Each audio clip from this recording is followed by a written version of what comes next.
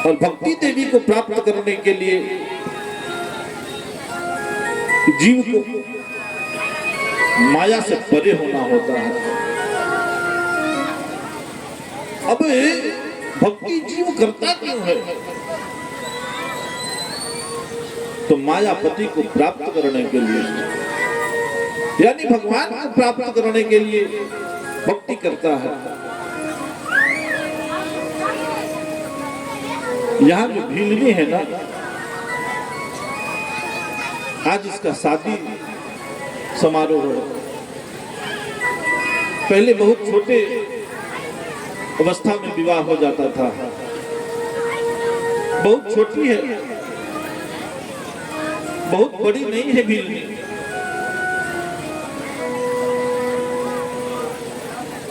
आज इसका शादी है महाराज। खूब दरवाजे पे बंधनवार पताका इत्यादि सजा हुआ है, दुंदुभी नगाड़ा इत्यादि उसके दरवाजे पे खूब बज रहे हैं, लोग नाच रहे हैं। उसके दरवाजे पे बारात आई हुई है, बारात उसके दरवाजे पर आई हुई है। और जब भीलनी को पता चलता है कि हमारे विवाह में जो बाराती को आना है वह आ गया है, तो सबके मन में लालसा होता है कि बाराती कैसी है, झांक करके थोड़ा देख ले।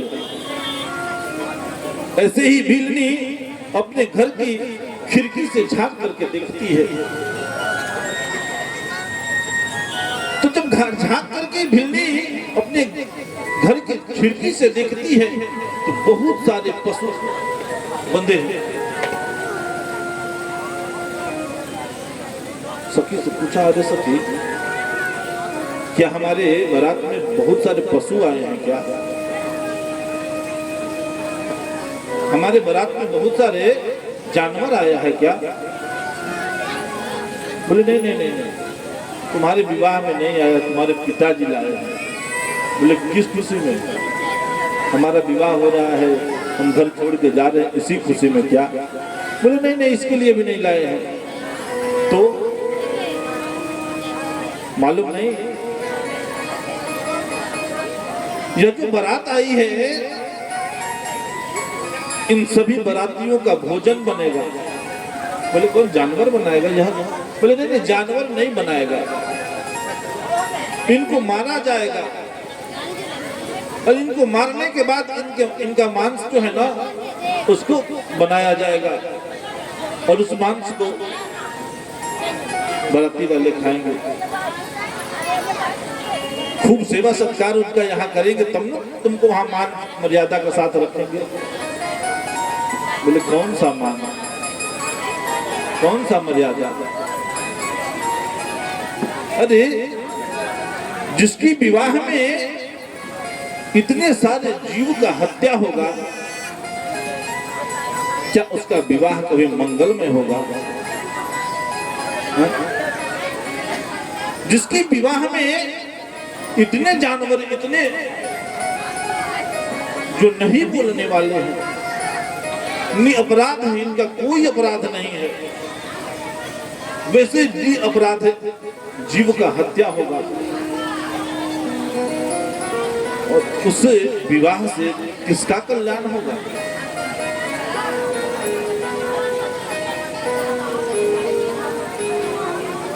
सबरी ने पूछा कोई उपाय करो जिससे इन पशुओं का जान बच जाए, इनके प्राण रक्षा हो, कोई ऐसा उपाय करो।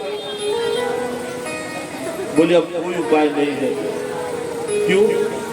क्योंकि हम लोग हैं भील जाति से, हमारे यहाँ का रिवाज है, परंपरा है, प्रथा है। अगर नहीं हमारे यहाँ मांस खाएंगे तो बुरा मान जाएंगे और मंगल हो जाएगा। बोले अभी कौन मंगल होने वाला है, पहले यह तो बता दो, इतने जीव का हत्या होने पे कौन सा मंगल होगा? छोटी सी सबरी है, बहुत बड़ी विदुषी नहीं है। कहीं उसने पाठशाला में गुरु से कोई ज्ञान प्राप्त नहीं किया है, जिसके कारण उसको ज्ञान की अनुभूति है कि बड़ी बड़ी बात कर सके।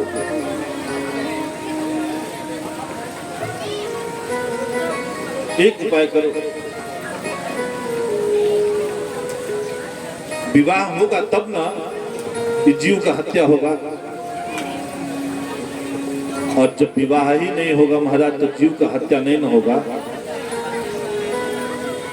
मंडप से भाग गई, विवाह का परित्याग करके सवरी भाग गई घर से कि जब मैं रहूंगा तब न विवाह होगा, और जब विवाह होगा तब न इन पशुओं का हत्या होगा। मैं ही नहीं रहूंगी तो इनका हत्या कैसे होगा। भक्ति यहां जागृत हो सकती है। मतंग ऋषि के आश्रम में चली गई। महाराज जब मतंग ऋषि के आश्रम में सबरी चली गई तो उनके आश्रम क्षेत्र का जितना भूमि संकल्प भूमि था उसमें देवता भी बिना उनके आदेश के प्रवेश नहीं कर सकते थे। यानी आप समझ लीजिए कि वह वज्र का बना था। जैसे यमपुरी में बिना यम के आज्ञा के कोई भी प्रवेश नहीं कर सकता, वैसे मतंग ऋषि के आश्रम क्षेत्र में बिना उनके आज्ञा के बिना एक पक्षी तक प्रवेश नहीं कर सकती थी। वो मानो वज्र समूह से बंधा हुआ था। तो प्रवेश कौन कर सकता है वहां महाराज? जिसके हृदय में सच्ची भक्ति है, जिसके हृदय में करुणा है, दया है, ममता जिसके हृदय में है, वही मतंग ऋषि के आश्रम में प्रवेश कर सकती है। यह तो भीलनी जाति की है, देखने में थोड़ा ओरिजिनल कलर की है, जो बदलने वाला नहीं है। उसका वस्त्र भी उसी प्रकार का है। मतंग ऋषि के आश्रम में रहने वाले जब साधु संत उस छोटी सी नवविवाहिता को देखते हैं, अरे अभी तो विवाह होने वाला है, इसका एकदम सजी धजी है, उस नवविवाहिता को मतंग ऋषि के आश्रम में देख करके सभी साधु आश्चर्यचकित रह जाते हैं। लेकिन संयोग से मतंग ऋषि इस आश्रम में अभी नहीं है। मतंग ऋषि कहीं दूर चले गए हैं, और मतंग ऋषि जब दूर गए हैं, साधुओं ने पूछा तुम्हारा नाम क्या है? अभी इनका नाम भी नहीं रखा गया है महाराज। किस परंपरा में है समझ लीजिए, उसका विवाह होने वाला है और उसका नाम नहीं रखा गया है। बोले हम तो सब भीलनी बोलते हैं।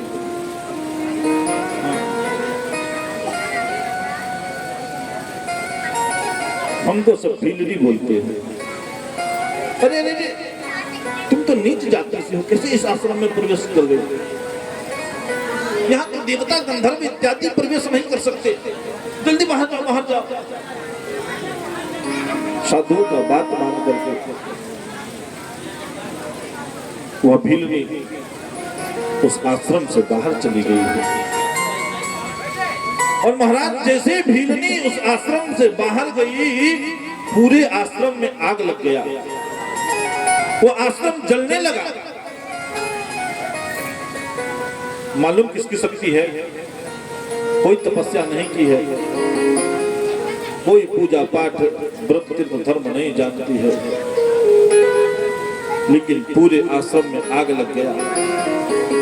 जहां देवता भी प्रवेश न करें, और भीलनी के बाहर निकलने से आश्रम में आग लग गया। महाराज आप समझ सकते हैं उसकी शक्ति को। मतंग ऋषि को तुरंत ज्ञात हुआ कि हमारे आश्रम में आग लग गया है। बिना विलंब किए कैलाश गए थे शिव जी के पास। तत्क्षण वहां आते हैं और अपने शक्ति के द्वारा उस आश्रम को बचा लेते हैं। मतंग ऋषि साधुओं से पूछते हैं ऐसा हुआ आखिर क्या? कोई दैत्य राक्षस इत्यादि तो यहाँ प्रवेश कर नहीं सकता, दुष्ट चरित्र वाले तो यहाँ प्रवेश कर नहीं सकते। तो यह हुआ कैसे? देवताओं के लिए भी यह दुर्लभ है आश्रम। यहाँ ब्रह्मा, विष्णु और शिव ही सिर्फ प्रवेश कर सकते हैं अपने समय से, नहीं तो बाकी देवता भी यहाँ नहीं आ सकते, उनके लिए भी यह अभेद्य है। सबने हाथ जोड़ के कहा, महाराज एक भीलनी आई थी, उसने इस आश्रम को अपनाना चाहा, लेकिन हम लोगों ने नीच जाति समझ के भीलनी को यहाँ से निरादर करके बाहर निकाल दिया। और जैसे ही वह इस आश्रम से अपना पग आगे रखी है, इस आश्रम में आग लग गया। और आग की ज्वला इतना तेज थी, इतना प्रज्वलता आग में था कि हम लोग बुझाने का बहुत प्रयत्न किए, लेकिन नहीं अग्नि शांत हो रही थी।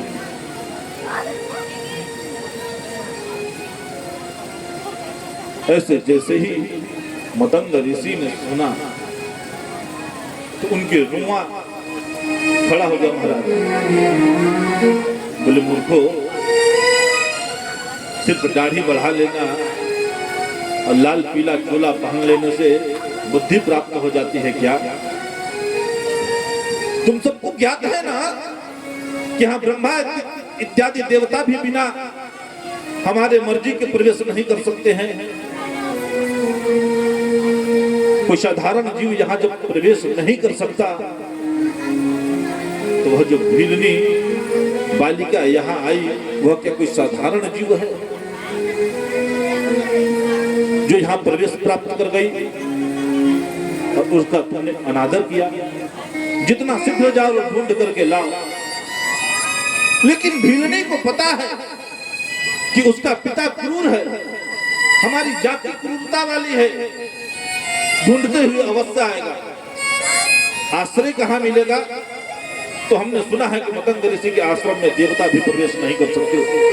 अगर मैं वहां चली जाऊंगी तो कोई हमारे ऊपर खतरा नहीं है, और जब मैं वहां से वापस नहीं आऊंगी तो हमारा विवाह नहीं होगा, और जब मेरा विवाह नहीं होगा तो महाराज उन जीवों का जान बच जाएगा, उनकी प्राण बच जाएगा। यही सोच करके वह भीलनी अपने घर से आई थी मतंग ऋषि के आश्रम में। नहीं तो भागना होता तो कहीं और चली जाती, लेकिन जहां जाती वहां से ढूंढ के उसको लाया जा सकता था। यही एक स्थान था जहां से नहीं लाया जा सकता था। मतंग ऋषि के आश्रम में वह प्रवेश पाई है उनके आज्ञा से। मतंग ऋषि जिस घाट पे स्नान करते हैं उस घाट पे कोई स्नान नहीं करता, यहाँ तक कि उनके ब्रह्मचारी इत्यादि भी वहां नहीं जाते हैं, दूसरे घाट में सब स्नान करते हैं। भीलनी ने देखा कि गुरुजी तो समय से 2:30 बजे जग जाते हैं और उसी समय स्नान करते हैं। उस समय स्नान करके संध्या बंदन पूजा इत्यादि करते हैं, और इसी पूजा बंदन के कारण उनके अंदर शक्ति जागृत हुई है, जिससे इस क्षेत्र में ब्रह्मा इत्यादि देवता भी प्रवेश नहीं कर पा रहे हैं।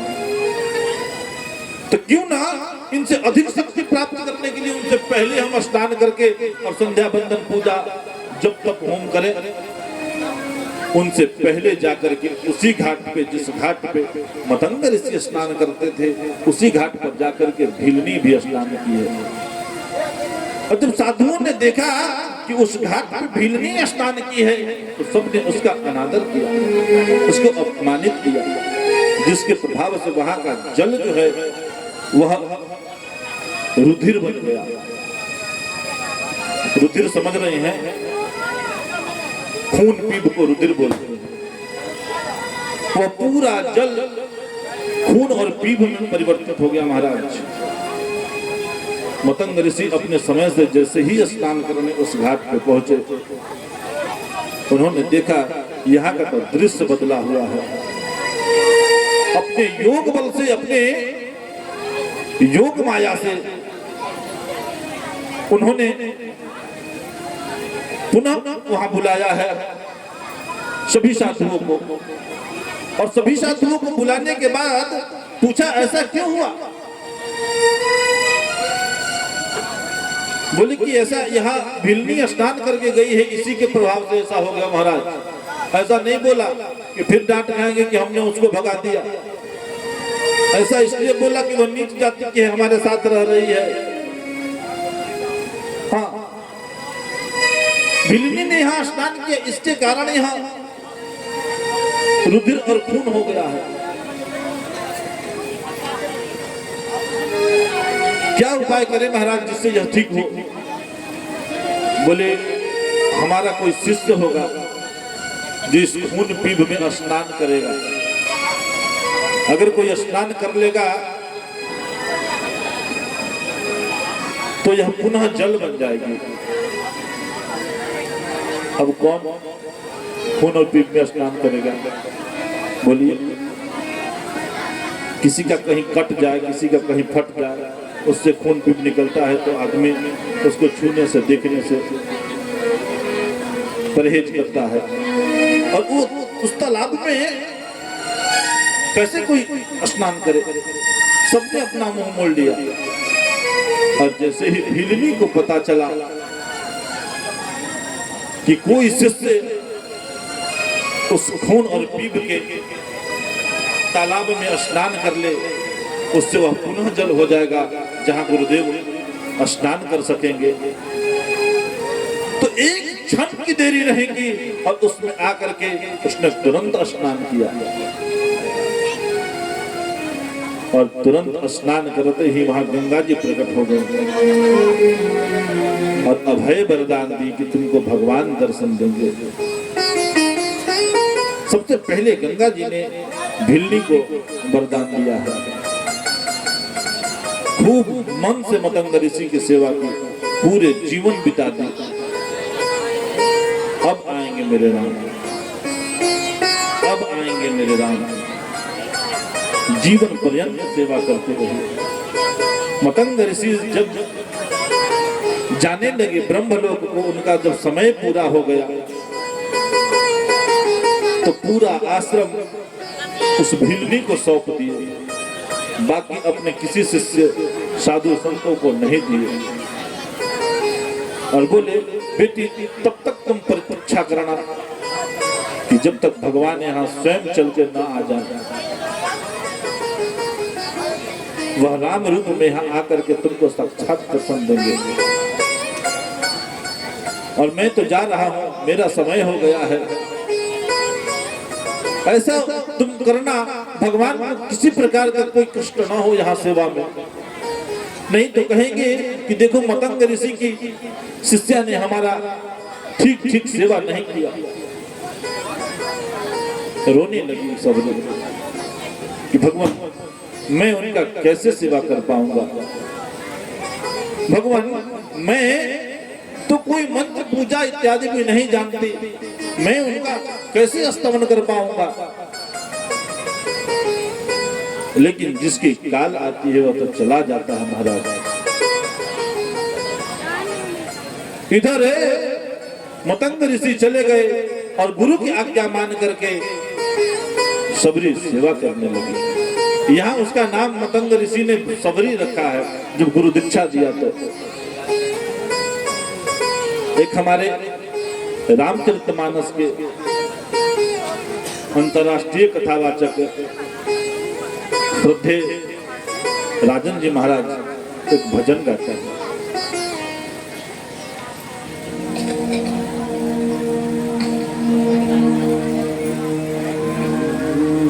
कंठ निहारत डगर बहारत, कंठ निहारत डगर बहारत, होता सुबह से शाम, कहियो दर्शन दिए हो भिलनियों के राम, कहियो दर्शन दिए हो भिलनियों के राम। कंठ निहारत डगर बहारत पंथ निहारत डगर बहारत होता सुबह नदी है हो नदी है हो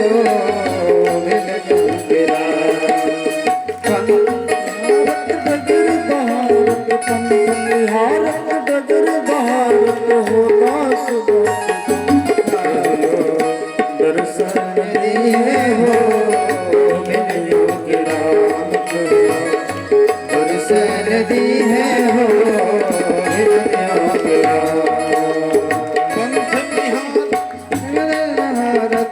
पंथ निहारत डगर बहारत होता सुबह शाम नदी है हो नदी है हो पंथ निहारत डगर बहारत होता सुबह शाम नदी है हो बिल्लियों के है हो बिल्लियों के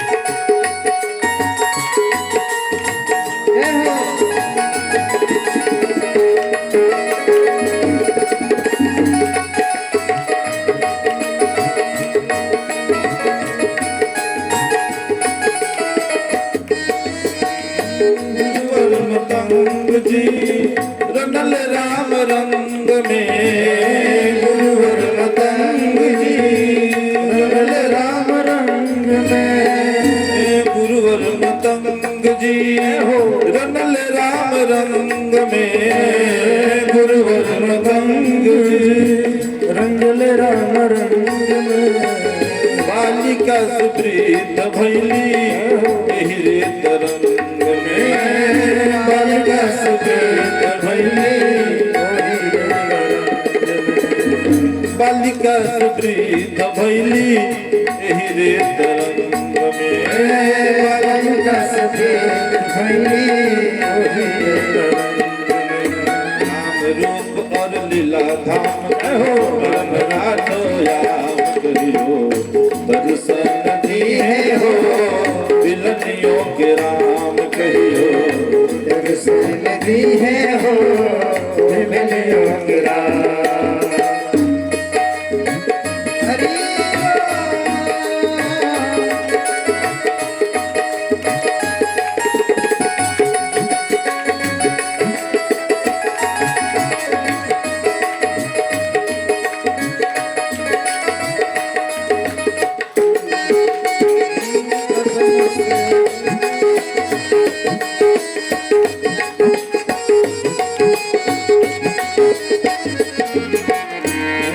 अधमा अधम अति नारी अधम से अधमा अधम अति नारी अधम से अधमा अधम अति नारी अधम से अधमा अधम नारी उप चक्रवर्ती के कुंवर धनुधारी उप चक्रवर्ती के साज के राखम आई भोग का कहियो दर्शन दिए हो बिलनियों के राम कहियो दर्शन दी है हो बिल्लियों के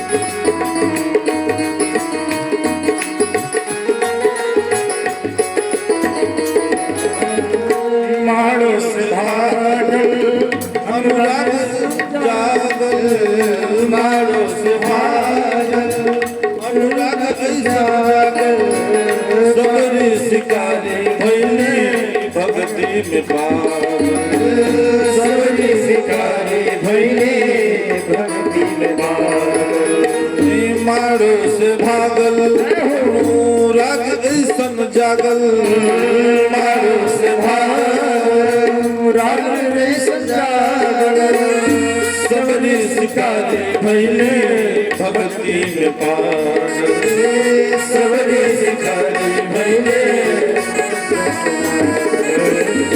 डगर तो धरा दिवेदी उहे डगर तो धरा द्विवेदी कोई परम दर्शन दिए हो मिलनियो राम दर्शन दिए हो मिलनियो राम कहियो दर्शन दिए हो मिलनियो राम कहियो दर्शन दिए हो मिलनियो राम मिलनियो राम मिलनियो राम बोलिए श्याम रामचंद्र भगवान की पवन पुत्र हनुमान की और जब सच्ची प्रेम से भक्ति को ग्रहण करके आप निष्ठा पूर्वक एको चित्त होकर के जब भक्ति करोगे तो करुणा निधान भगवान आपको दर्शन अवश्य देंगे। आज महाराज एक अपनी यहाँ प्रचलन चल गई है, भक्ति करना सब चाहता है, भगवान से ध्येय सभी को है, भगवान को प्राप्त करना सब चाहता है, लेकिन हमारे जैसे कुछ मूर्ख लोग उनको भटकाने में लगे हैं। पैसा दे करके, लालच दे करके, हाँ कि तुम्हारे यहाँ गाड़ी आ जाएगा, बंगला आ जाएगा, बेटवा के नौकरी हो जाएगा, हाँ? और तुम 2 पैर के हो तो 4 पैर के हो जाओगे, अब तुम 2 हाथ के हो तो 4 हाथ के हो जाओगे, अब तुम्हारे साथ पति से लड़ाई होगा तो पति मारेगा 2 हाथ, तुम मारोगे 4 हाथ। हाँ एकदम परिवर्तित हो जाओ ना,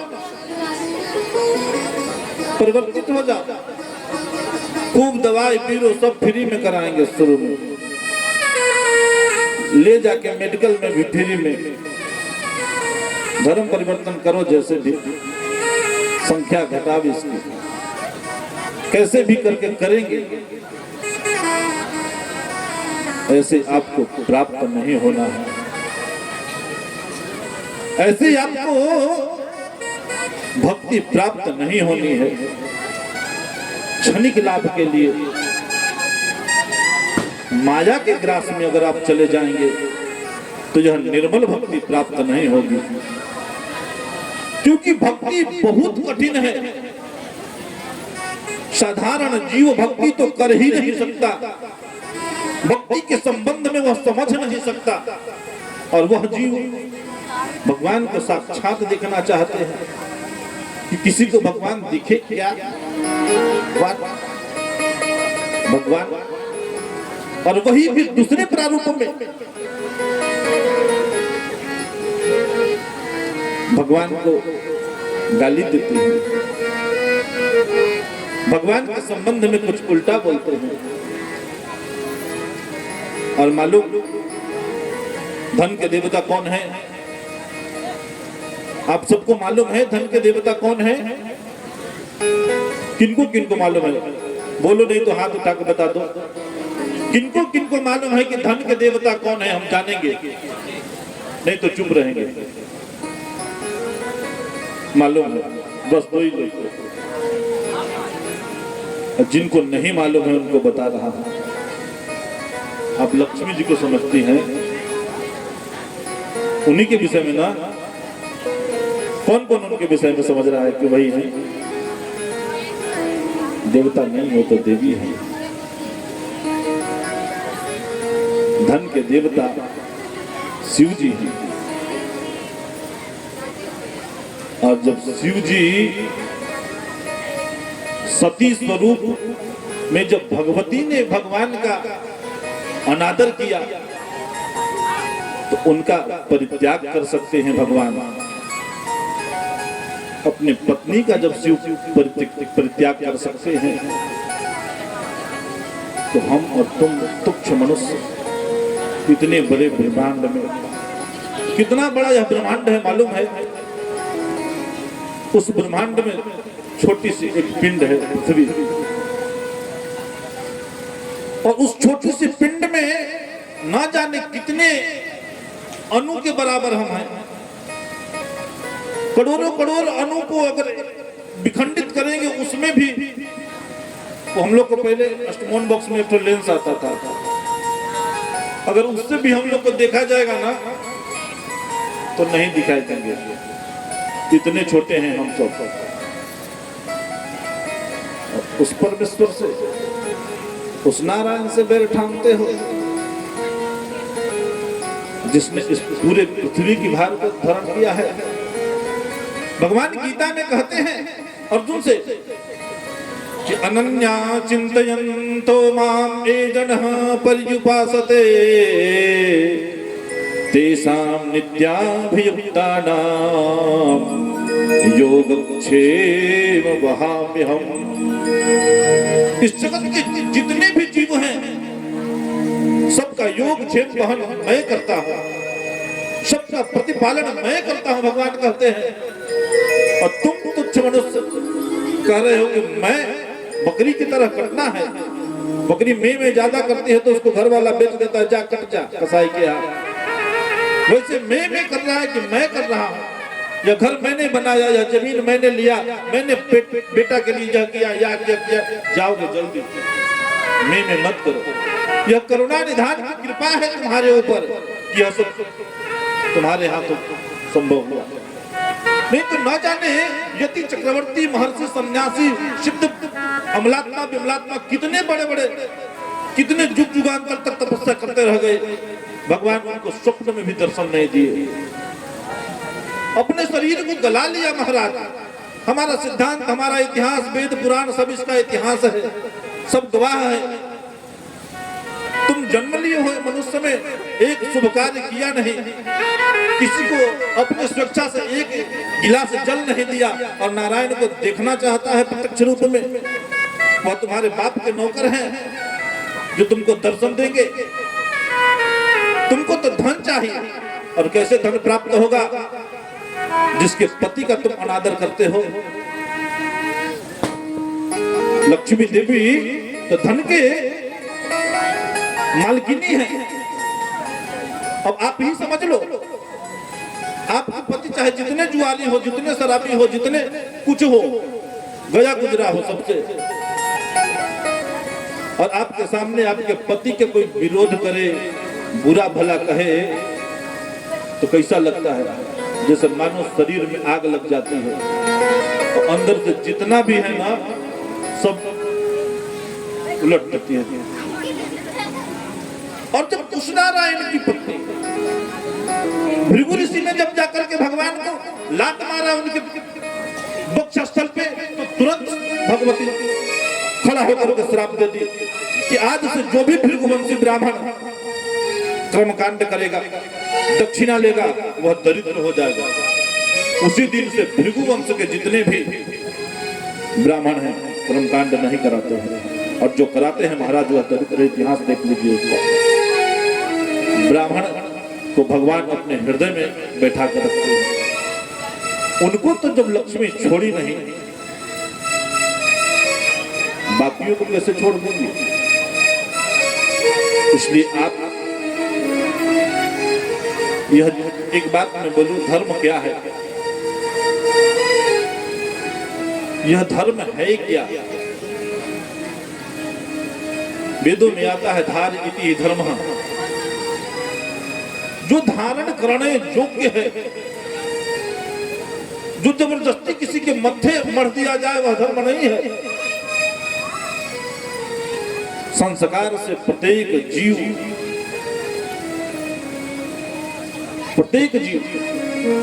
यहाँ तक कि कीट पतंग, पशु पक्षी, हम मनुष्य कहते हैं कि हमारा भरण पोषण हम कर रहे हैं, कमा करके खा रहे हैं, कौन हमको दे रहा है?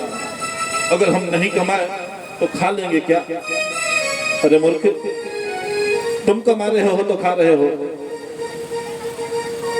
और इस जगत में कितने ऐसे लोग हैं, कितने ऐसे जीव हैं जो बिना कमाए खा रहे हैं। सबसे अधिक खाना कौन खाता है? सबसे अधिक खाना कौन खाता है? बताओ। हाथी? सही बोल रहे हो, हाथी। कौन सा पहाड़ पड़ता है जी? किसके यहाँ नौकरी करता है वो? करता है क्या किसी के यहाँ?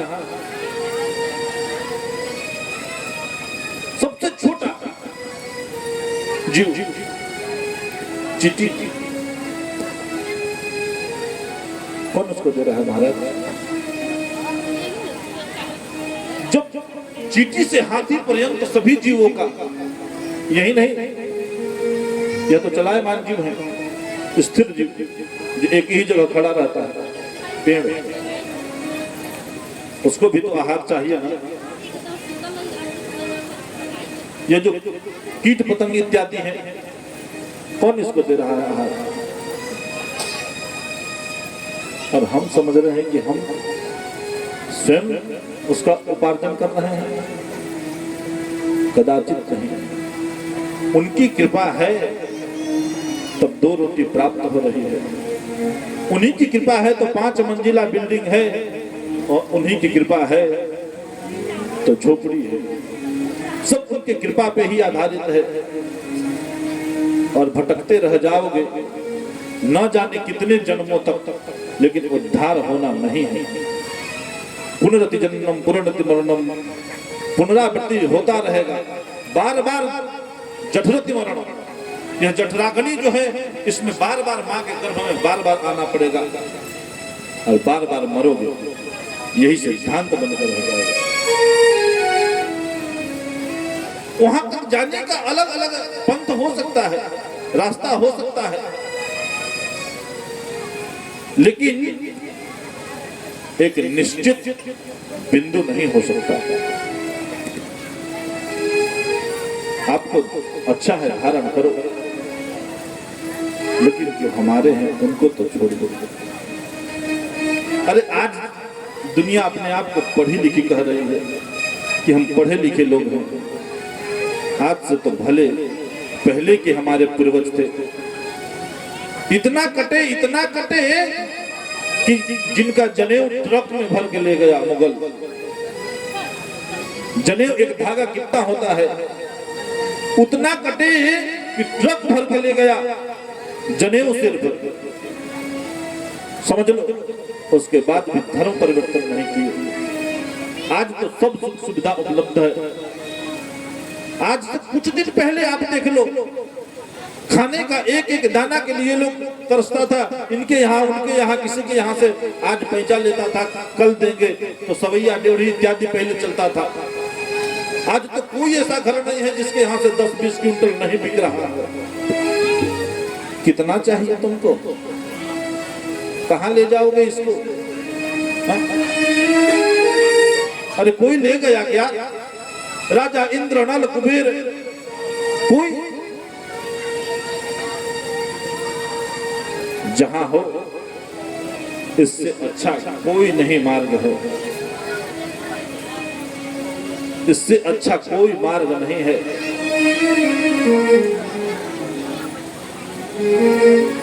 आप समझ लो, परिवर्तित होने की आवश्यकता नहीं है। लोग देंगे धन के लालच में, जो आकर के परिवर्तित अपने आप को करेगा उसका कल्याण नहीं होना है। आइए, आरती का समय हो गया है। भगवान कितना करुणा निधान है, समझिए। मतंग ऋषि अपने गुरु के वचन पर जब सबरी दृढ़ रूप से एकत्रित रही, यानी उसी को मान करके कि जो हमारे गुरुदेव ने बताया है, जो गुरुदेव ने कहा है वह सत्य और सिद्ध होगा, मान करके सेवा करते रही। रोज बाहर के दरवाजा लिपती, फूल लाती, पैर लाती, जो भी फल, जिस मौसम का जो भी फल होता वो फल लाती, और मालूम कैसे फल लाती, उसको चिक चिक कर लाती, यानी खा खा कर। भक्ति जो है ना, वो ऊंच नीच बड़ा और छोटा नहीं देखता। भक्ति जो है ना, वह सिर्फ प्रेम देखता है कि कौन कितना प्रेम करता है। भगवान आज लक्ष्मण जी के साथ भगवती सबरी के द्वार पे आए हैं। भगवती सबरी के द्वार पे जब भगवान आए हैं तो मानो उस माता के अंदर कौन सी कांति जागृत हुई, कहां बैठा है। प्रेम स्फुटित ऐसे हो रहा है जिसकी प्रतीक्षा में ना कितने वर्षों तक वह आस लगा के बैठी थी, और जब वह सामने आया तो उसका प्रसन्नता का कोई ठिकाना नहीं है। और जो बैठने के लिए पीढ़ा थी, वह पीढ़ा भी उल्टा करके रख दी भक्ति में, और उसी उल्टे पीढ़े पे राम जी बैठ गए। हाँ। और जो प्रसाद पाने के लिए दिए, बैर के ठंडे का मौसम में भगवान गए हैं शीतकालीन में, तो चीख चीख के सामने खा रही है। बहुत लोग कहते हैं पहले ही चीख के लाई है, नहीं, भगवान के सामने जूठा कर रही है, पहले स्वयं खा रही है, देख रही है कि कौन सा स्वादिष्ट है, उसके बाद भगवान के सामने निवेदित कर रही है, और भगवान प्रेम से उसको ग्रहण कर रहे हैं। भक्ति यह है। और भगवान कितने करुणामय, करुणा निधान रउआ जगत के दाता है, करुणा निधान रउआ जगत के दाता हो, करुणा निधान रउआ जगत के दाता है, करुणा निधान रउआ जगत के दाता हो। श्री भगवान रउआ जगत के दाता है, श्री भगवान रउआ जगत के दाता हो। मती के फेर देनी, मती के फेर देनी, विपत के ढेर देनी, विपत के फेर देनी, मती के फेर देनी, विपत के फेर देनी, विपत के ढेर देनी, विपत के फेर देनी। सेवा समान रउआ जगत के दाता है, सेवा समान रउआ जगत के दाता है, करुणा निधान रउआ जगत के दाता है, करुणा निधान रउआ जगत के दाता है। जय हो।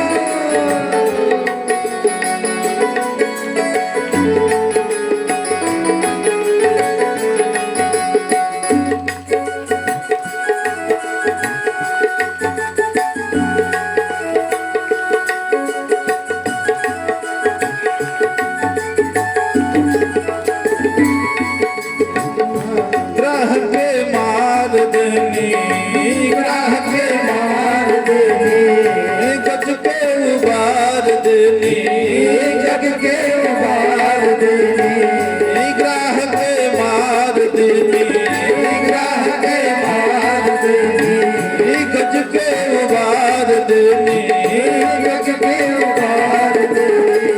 जंगला जहान रउआ जगत के दाता है, जगला जहान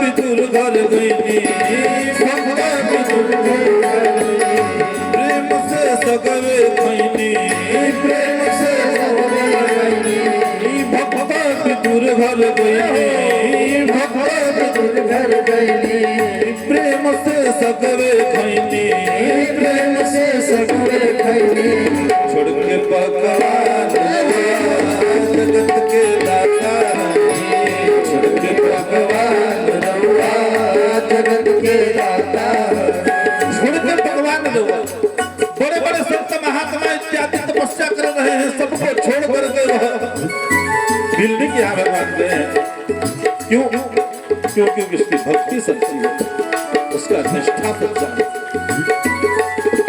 कोई लालसा नहीं है महाराज कि हमको परम पद प्राप्त करना है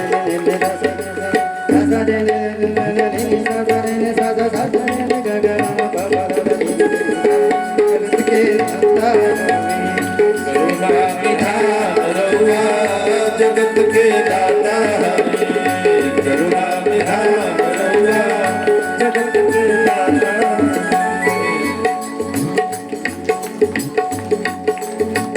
केवल से चरण धोवनी केवल से चरण धोवनी गिद्धपति ही ये लगवनी गिद्धपति हुए लगवनी केवल से चरण धोवनी केवल से चरण धोवनी गिद्धपति ही ये लगवनी गिद्धपति हुए लगवनी जाने ला जहान रउआ जगत के जानेला जहान रउआ जगत के दाता जाने ला जहान रउआ जगत के दाता जानेला जहान रउआ जगत के दाता करुणा निधान रउआ जगत के दाता करुणा निधान रउआ जगत के दाता करुणा निधान रउआ जगत के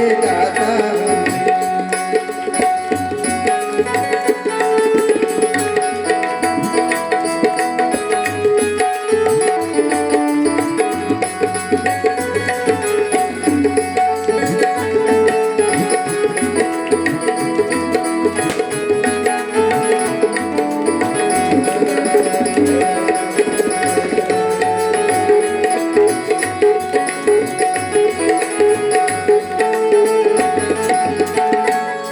मैया सबरी घर अइनी मैया सबरी घर अइनी हो झूठे बैरन खैनी हजूर के बैरन खैनी हो मैया सबरी घर अइनी मैया सबरी घर अइनी हो झूठे बैरन खैनी हजूर के बैरन खैनी गरीब के बखान रउआ जगत के दाता गरीब के बखान रउआ जगत के दाता के बखान रउआ जगत के दाता के बखान रउआ जगत के दाता गाले दास कैतरी गाने दास जगरी खींच के तीनों को चिचरी गीत के तीनों बिछड़ी गाले दास कैतरी गाने दास जगरी खींच के तीन को चिचरी खींच के जगत के दाता जगत के दाता भगवान रउआ जगत के दाता श्री भगवान रउआ जगत के दाता जगत के दाता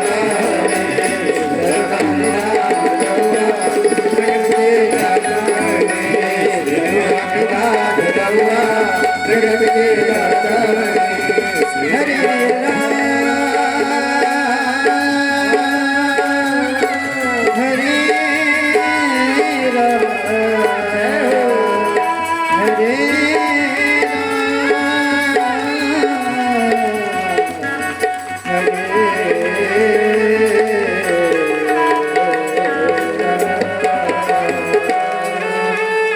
प्रेम से बोलिए राजा रामचंद्र भगवान की एक